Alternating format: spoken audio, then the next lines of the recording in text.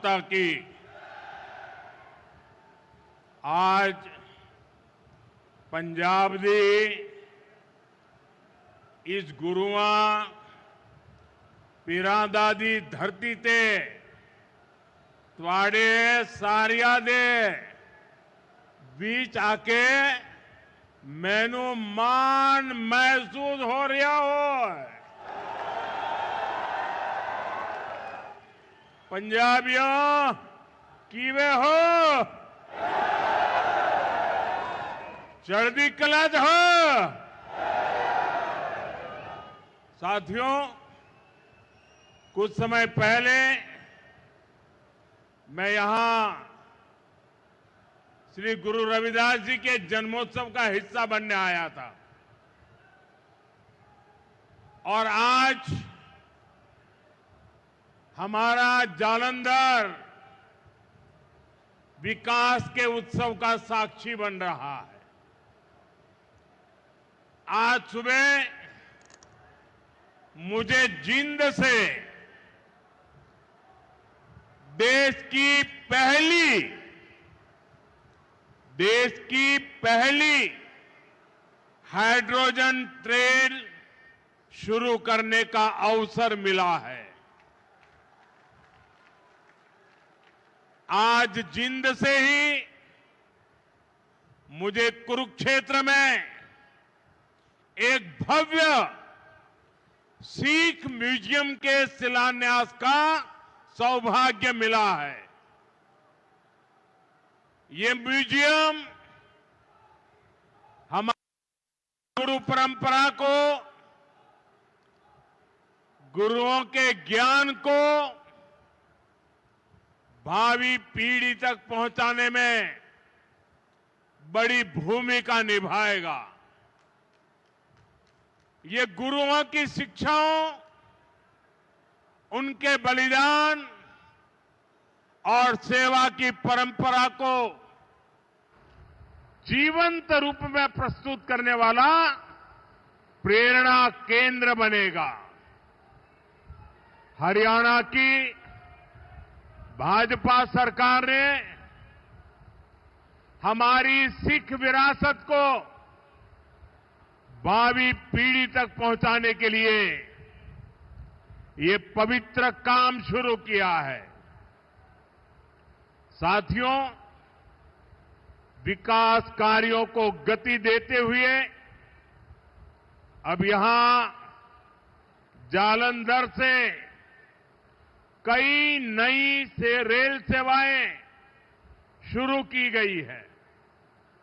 आज अमृतसर से काशी के बीच रेल सेवा भी शुरू हुई है।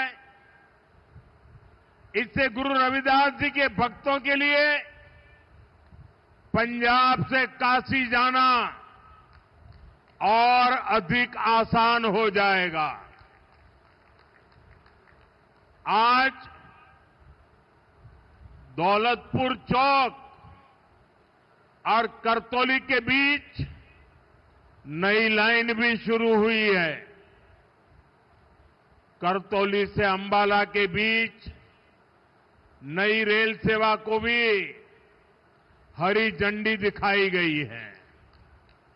साथियों, आज ही लुधियाना बाईपास का शिलान्यास, दिल्ली अमृतसर कटरा एक्सप्रेसवे के एक और सेक्शन का लोकार्पण हुआ है।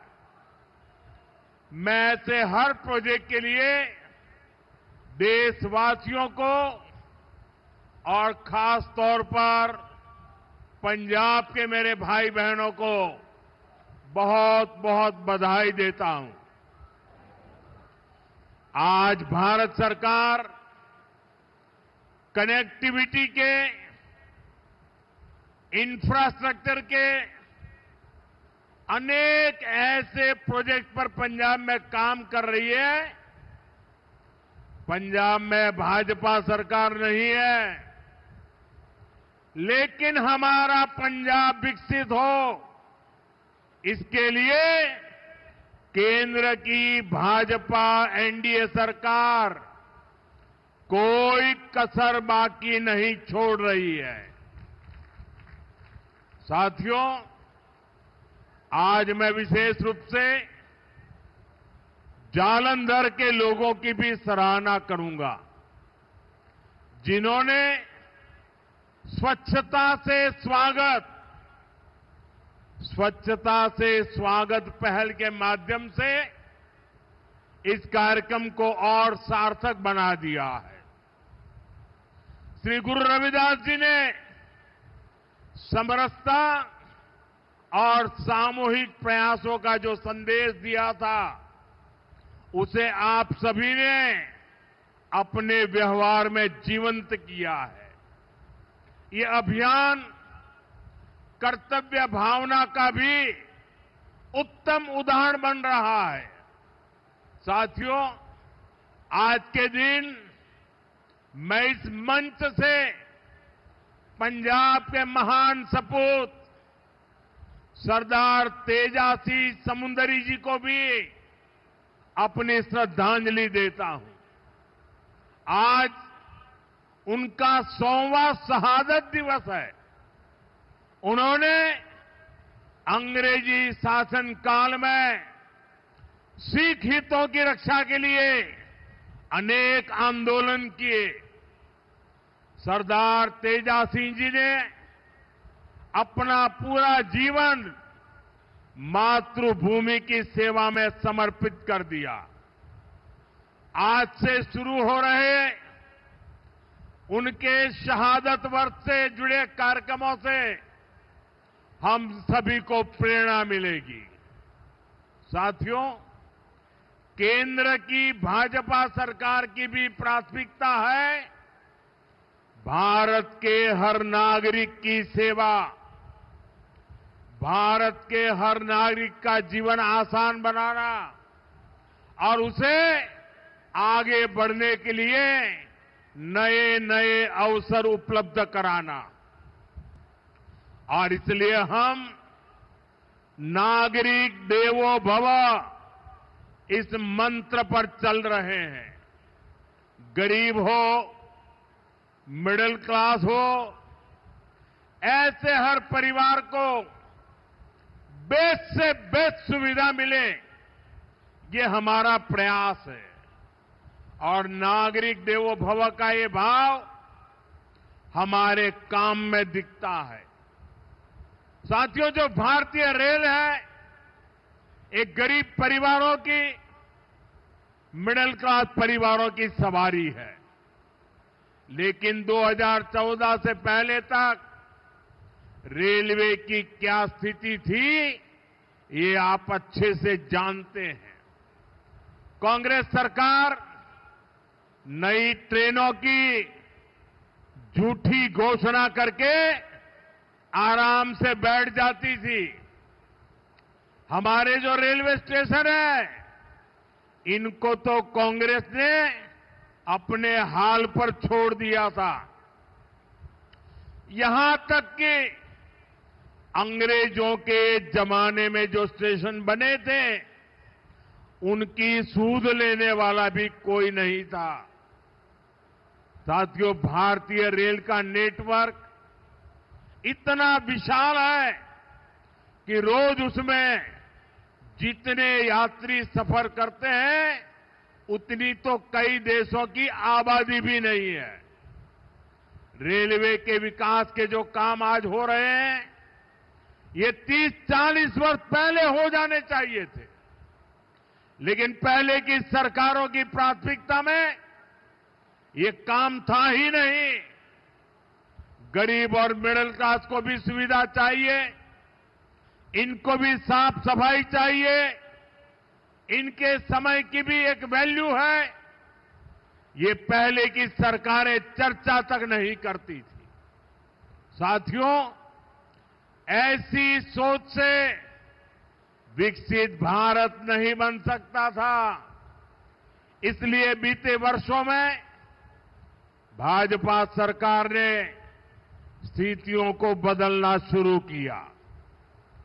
आज पूरे देश में रेलवे स्टेशनों का कायाकल्प किया जा रहा है। अमृत भारत स्टेशन स्कीम के तहत 1300 से ज्यादा रेलवे स्टेशन को आधुनिक बनाया जा रहा है और इनमें से कई स्टेशन पर काम पूरा हो चुका है। आज ऐसे ही 75 स्टेशन का लोकार्पण किया गया है। साथियों, जब आप यहां जालंधर कैंट स्टेशन में जाएंगे तब आपको एहसास होगा कि वाकई हमारा देश विकसित राष्ट्र बनने की ओर बढ़ रहा है।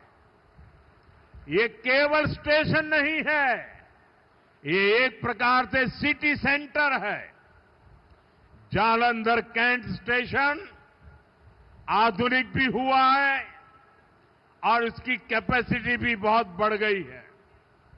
ऐसे ही आनंदपुर साहिब, मुक्तसर और साहिबजादा अजीत सिंह नगर स्टेशन का भी कायाकल्प हो गया है। साथियों, हमारे नए रेलवे स्टेशन व्यापार कारोबार का भी माध्यम बन रहे हैं। यहां जो लोकल कारीगर है, विश्वकर्मा साथी है, महिलाओं के सेल्फ हेल्प ग्रुप्स हैं, उनके उत्पाद स्टेशन पर बिक सके, ऐसी व्यवस्था बनाई गई है। और ये अमृत भारत स्टेशन हमारी विरासत, हमारी धरोहर के दर्शन भी कराते हैं। अब जैसे जालंधर है, यहां की पहचान स्पोर्ट्स से है, खेलकूद से है, तो जालंधर कैंट स्टेशन में पंजाब की खेल परंपरा और लोक संस्कृति के दर्शन होते हैं। आप आनंदपुर साहिब स्टेशन जाएंगे तो वहां तख्त श्री केसगढ़ साहब की झलक दिखाई देती है। कालका स्टेशन पर श्री काली मंदिर के दर्शन होंगे। यानी हमारे स्टेशन अब हमारी संस्कृति, सभ्यता के प्रतीक भी हो गए हैं। साथियों, हम अपने पूर्वजों से प्रेरणा लेते हुए, उनका मान बढ़ाते हुए ही एक सशक्त राष्ट्र बन सकते हैं। इसी पवित्र भाव से ही आदमपुर एयरपोर्ट का नाम श्री गुरु रविदास जी महाराज जी एयरपोर्ट किया गया है और चंडीगढ़ इंटरनेशनल एयरपोर्ट पर अब शहीद भगत सिंह इंटरनेशनल एयरपोर्ट के नाम से जाना जाता है। और ये काम भाजपा सरकार ने किया है और हमें इस पर गर्व है। साथियों, ये धरती शेरे पंजाब महाराजा रणजीत सिंह की धरती है। महाराजा रणजीत सिंह के शासन में खुशहाली भी थी, सुरक्षा की गारंटी भी थी और समाज में सद्भाव भी था। लेकिन पंजाब में आज क्या हो रहा है, ये किसी से छिपा नहीं है। यहां विज्ञापनों के दम पर विश्वासघात की तस्वीर छिपाई जा रही है। आज पंजाब में कानून व्यवस्था बेहाल है। कब कहां गैंगवॉर हो जाए, किस दिशा से गोलियां चलने लगे, कोई कह नहीं सकता। यहां व्यापार कारोबार करना मुश्किल हो गया है। सरेआम लोगों से फिरौती मांगी जा रही है। पुलिस थाने तक सुरक्षित नहीं है। आए दिन थानों पर अटैक होते हैं और सबसे दुखद तो ये है कि पंजाब का भविष्य भी बर्बाद किया जा रहा है। नशे के सौदागर खुलेआम घूम रहे हैं। पंजाब के युवाओं को नशे के दलदल में धकेला जा रहा है। साथियों, आज यहां जो लोग पंजाब की सत्ता में बैठे हैं, ये लोग बहुत घमंड से देश की राजनीति बदलने का दावा करते थे, लेकिन आज इनकी सच्चाई देश देख रहा है। 2-3 दिन पहले ही दिल्ली में इनके एक नेता को अदालत ने दोषी करार दिया है। उस पर दोष दंगे कराने का है, दोष एक पुलिस के आईबी अधिकारी की हत्या का है। और इन लोगों की बेशर्मी देखिए, अदालत ने सबूतों के आधार पर फैसला दिया, लेकिन ये लोग कोर्ट के फैसले पर सवाल उठा रहे हैं। ये लोग अदालत के फैसले भी मत मजहब उसमें भी ढूंढ रहे हैं, क्योंकि इनके वोट बैंक का सवाल है। साथियों, कुछ दिन पहले ही गुजरात में इनके एक एमएलए को कोर्ट ने 7 साल की सजा सुनाई है। ये सजा सरकारी अधिकारियों पर हमले और वसूली के मामले में सुनाई गई है।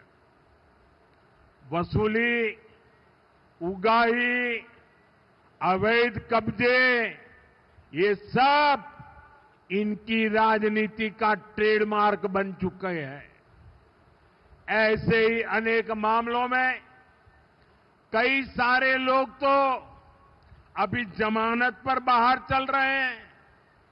यहां पंजाब में ही देखिए, जिसको स्वास्थ्य मंत्री बनाया उसको घूसखोरी के चलते बर्खास्त करना पड़ा। एक मंत्री पर मनी लॉन्ड्रिंग जैसे गंभीर आरोप है।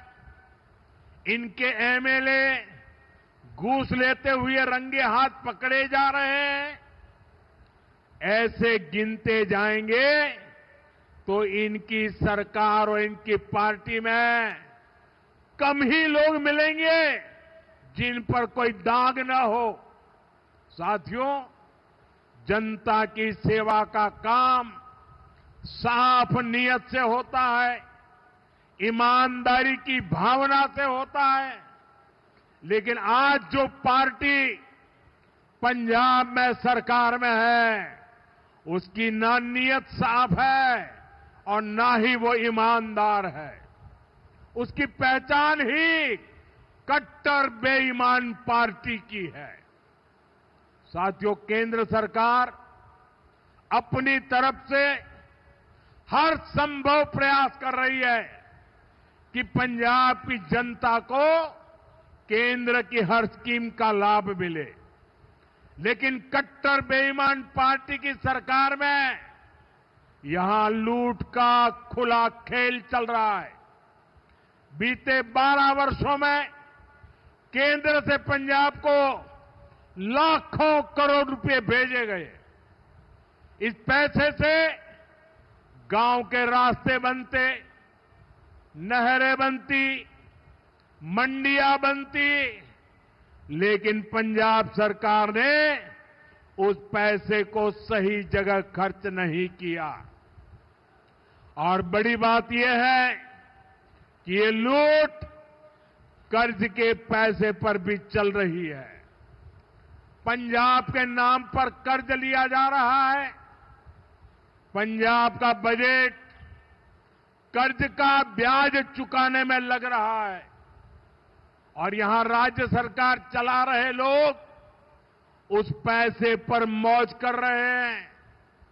साथियों, आज हालत यह है कि पंजाब में विकास का हर काम ठप है।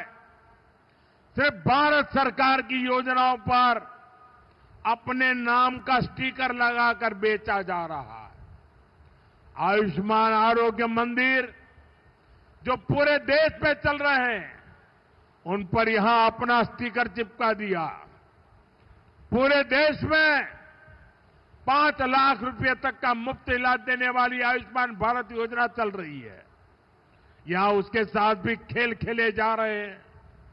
साथियों, पंजाब का सामर्थ्य अद्भुत है। यहां के किसानों में, यहां के नौजवानों में बहुत क्षमताएं हैं। पंजाब तेजी से विकसित हो सकता है।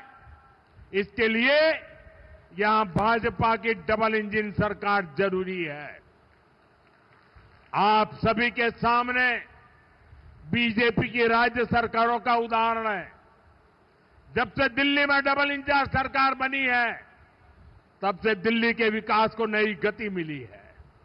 आपके पड़ोस में हरियाणा है, वहां बीजेपी की डबल इंजन सरकार किसानों को 24 फसलों पर एमएसपी देती है। पंजाब में किसानों को सिर्फ धोखा दिया जा रहा है। केंद्र और हरियाणा सरकार कर्मचारियों को 60% डीए दे रही है।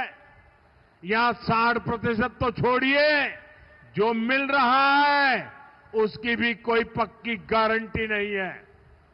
कर्मचारियों को अपना हक पाने के लिए भी धरना देना पड़ता है। और बहनों बेटियों की पीठ पर तो इन्होंने छुरा भोंका है। बड़ी बड़ी बातें करके वोट तो ले लिया, लेकिन पूरे 50 महीने चुप रहे। वायदे की याद तक नहीं आई। अब तक बहनों के खाते में 50,000 रुपया आ जाने चाहिए था, लेकिन बहनों को सिर्फ झूठ मिला। और साथियों, पंजाब में जो कांग्रेस पार्टी है, उसका भी अपना ही रोना धोना चल रहा है। पंजाब में कांग्रेस में कुर्सी का किस्सा ही खत्म नहीं हो रहा। ये इसलिए नहीं लड़ रहे कि पंजाब का हित कैसे होगा। इनकी लड़ाई इसलिए है कि इनकी जो कुर्सी है वो किसके पास रहेगी। और साथियों, अकाली दल का भी यही हाल है। वो भी अपने ही स्वार्थों में उलझे हुए हैं। उनको भी पंजाब के लोगों की कोई परवाह नहीं है। साथियों, पंजाब में असली बदलाव भाजपा ही ला सकती है।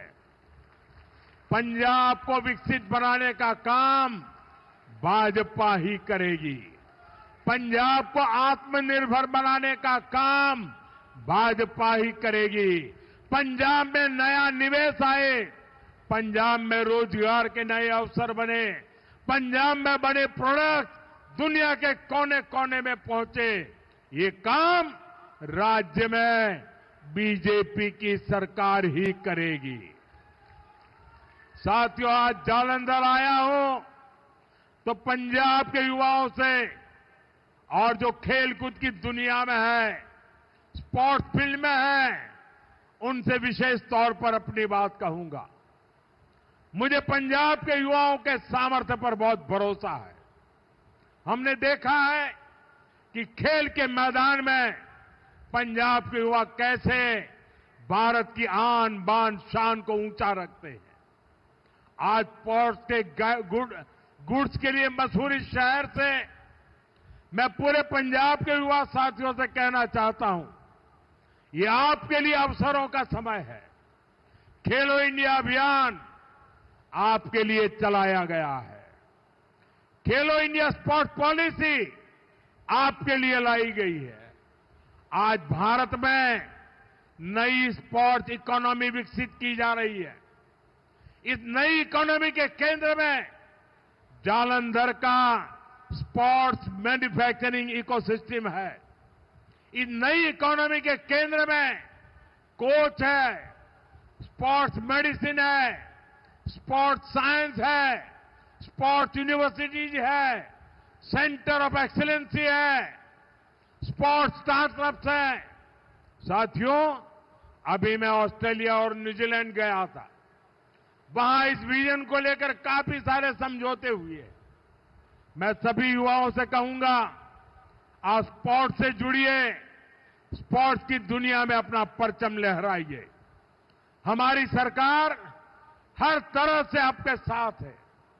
साथियों, हमें पंजाब की आन बान शान को नई ऊंचाई पर ले जाना है। हमें पंजाब का नया भविष्य बनाना है। मोदी हरदम हर पल पंजाब के लोगों के साथ है।